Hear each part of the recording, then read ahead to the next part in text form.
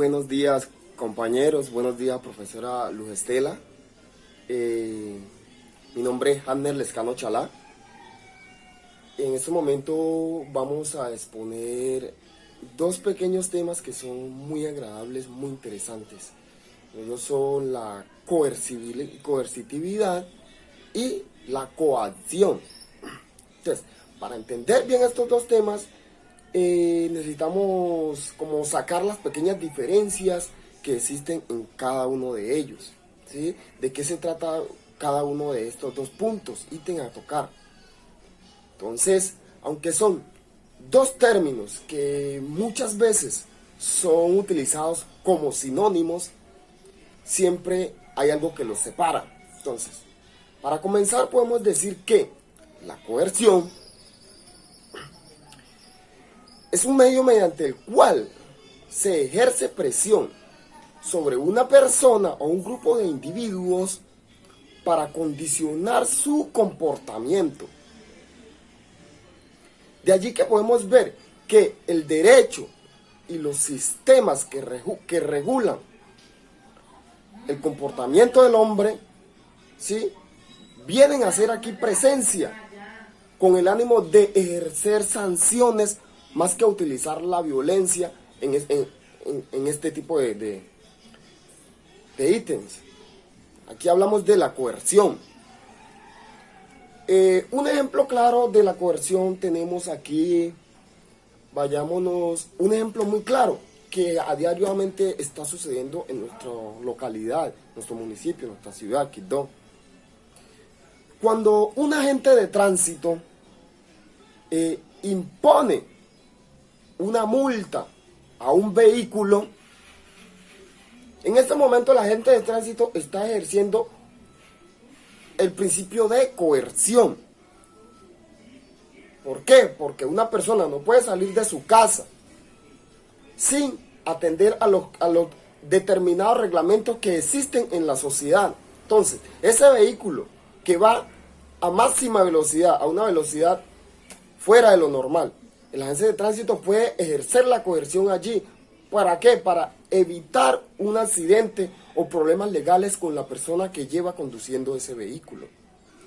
Hablando de la coerción, lo que quiere decir es que nosotros, antes de salir de nuestra casa o aún en nuestros hogares, debemos de partir de unos reglamentos que allí existen.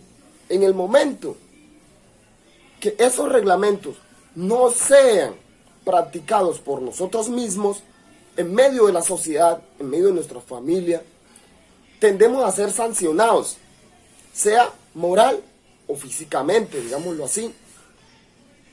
¿Sí? Entonces la coerción lo que viene a regular el comportamiento del día a día de nuestras acciones, que si yo voy para una reunión debo ir acorde con la vestimenta a esa cita de reunión. Que si yo voy para la alcaldía, allí hay unos reglamentos que hay que adquirir antes de entrar a esa alcaldía. Por ejemplo, ir vestido en pantalones, con zapatos, no ir en chancleta. Allí aplicamos la coerción, ¿sí? Hablando de coerción.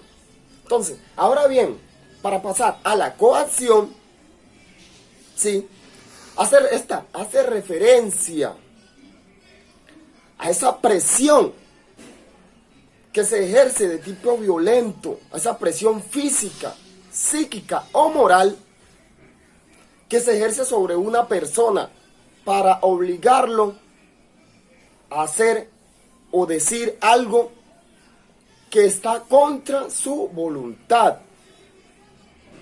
Ahí, en este momento es coacción. Cuando se obliga a alguien que haga o diga algo que no está regulado por la ley o en contra de la ley, algo que es contra su voluntad. En caso tenemos las llamadas amenazantes, son ejemplos. Las intimidaciones. Todo este tipo son coacciones. Cuando se le dice a una persona, por ejemplo, el caso más usual aquí, que es lo que está sucediendo en nuestro municipio, que da tanta tristeza. Los delincuentes utilizan panfletos amenazantes con el ánimo de intimidar a dichas personas, a dichos personajes en nuestra comunidad. El señor Pepito Pérez, si usted no me entrega la suma de dinero que yo le estoy pidiendo, puedo atentar contra su integridad o contra la de su familia.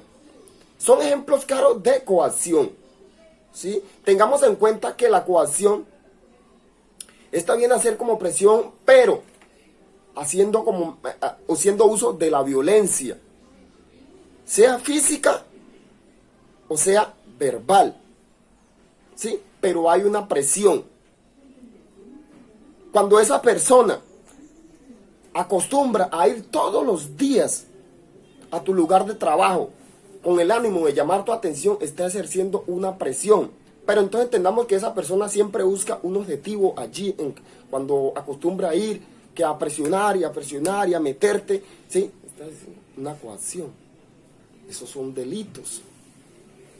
Sí.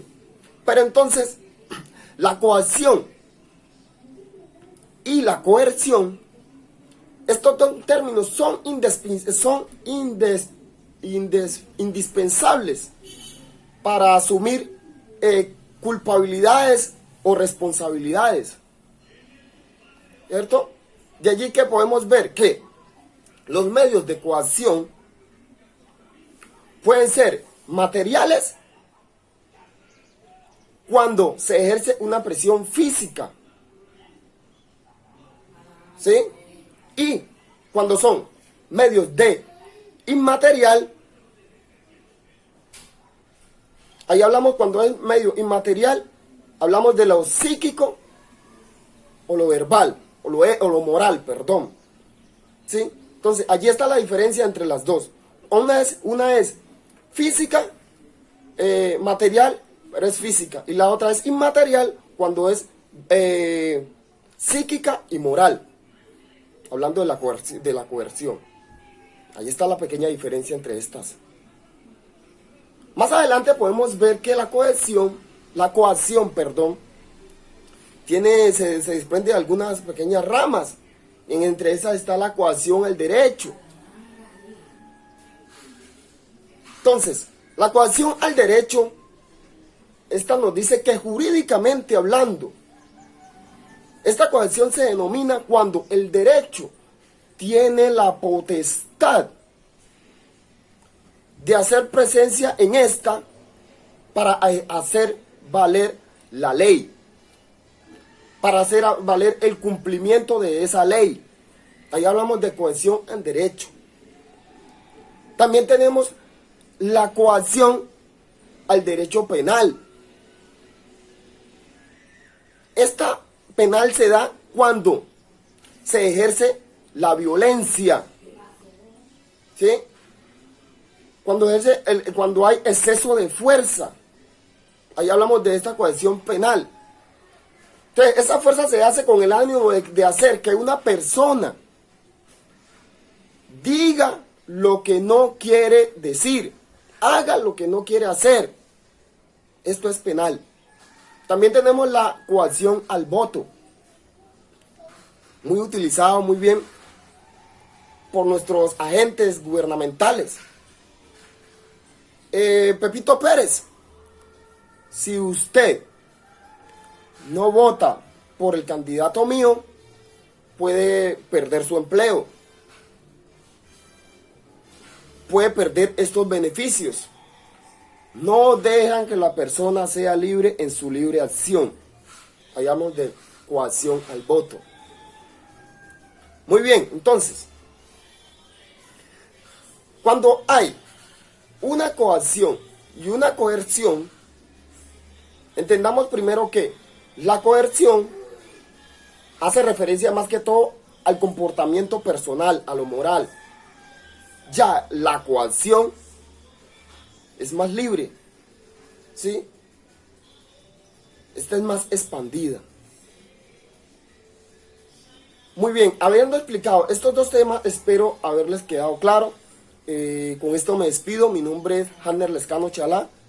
Fue un placer. Muchas gracias.